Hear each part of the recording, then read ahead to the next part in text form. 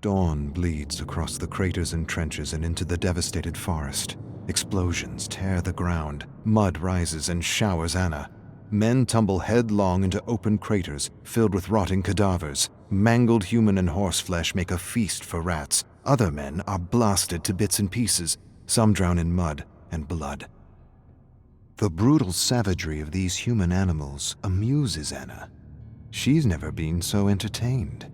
They are worse than hungry wolves fighting over a carcass. Some speak words she understands. Others speak words foreign to her ears. A pathetic scream like nothing she's heard suddenly startles her.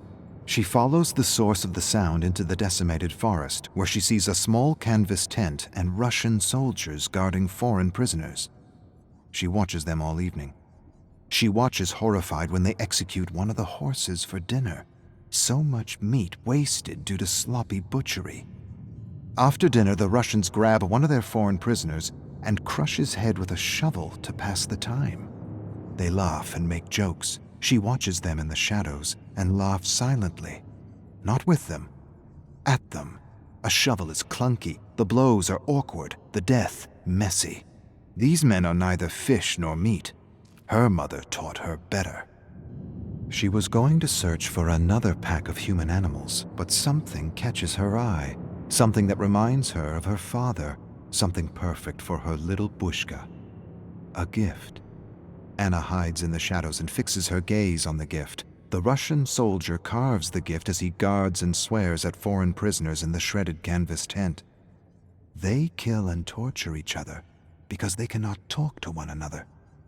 She remembers a book her mother once had. She pointed to the pictures and called them soldiers. They were the ones who butchered her father. Soldiers tear each other apart for reasons her mother could never explain. She watches them and doesn't understand. She's not sure they do either. Maybe they like the hunt, the scent of fear, the bloodlust. She stares at the perfect gift and wants to give them a little war they'll never forget. But there are too many, and her mother suddenly appears before her with a smile and tells her little Anna she will need to thin the ranks. I can do that. I will show you. I will show you, and I will show them where crawfish sleep. The Russian soldier does a peculiar thing to his prisoner.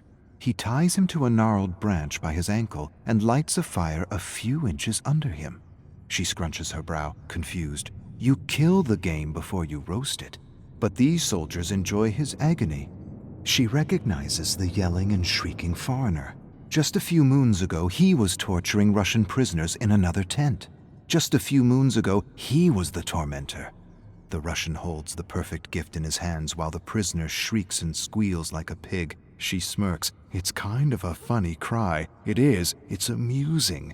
The Russians make jokes and imitate the squealing cry. She fights down explosive laughter. It's the most ridiculous sound she's ever heard. The sound of an approaching soldier suddenly startles her. She wheels to see a glittering bayonet rushing her. She evades and grabs the pathetic scrawny man by the neck, curls her calloused fingers around his bulging apple and yanks with devastating fury. With a choked gurgle, he collapses and lies dead on the ground with his throat torn out. She returns her attention to the laughing Russians and the squealing human swine. She smiles. They'll all be making similar sounds when she's through with them. 4 Russian soldiers lurk around the tent searching for their missing comrade. Anna stealthily tracks one soldier, inching closer and closer with every step. Poor pea-green mule. He has no sense these will be his last few breaths. She watches him for a long moment, then strategically steps on a twig. The crack makes him turn, but before he meets Anna's gaze, her axe splits his nose between the eyes, smashing his teeth and severing his tongue. She covers his bloody mouth with her hand as she rummages through his pockets for the perfect gift. Nothing. She raises her hand to let the choking, gurgling sounds lure the other 3.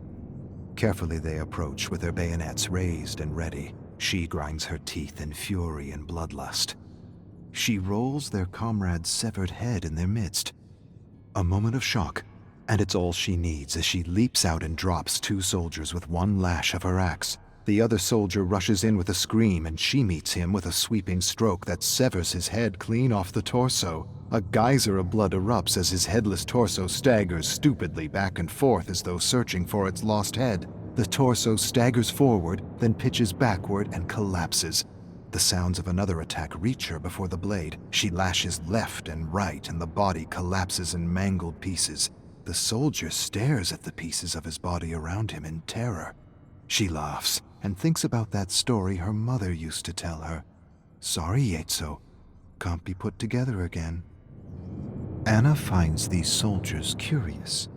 Where once the Russians and foreigners were roasting each other alive, they are now working together to survive her attacks.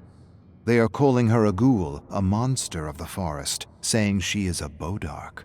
Together the soldiers dig pits and sabotage their camp. Anna toys with them. She's outnumbered, and she knows it.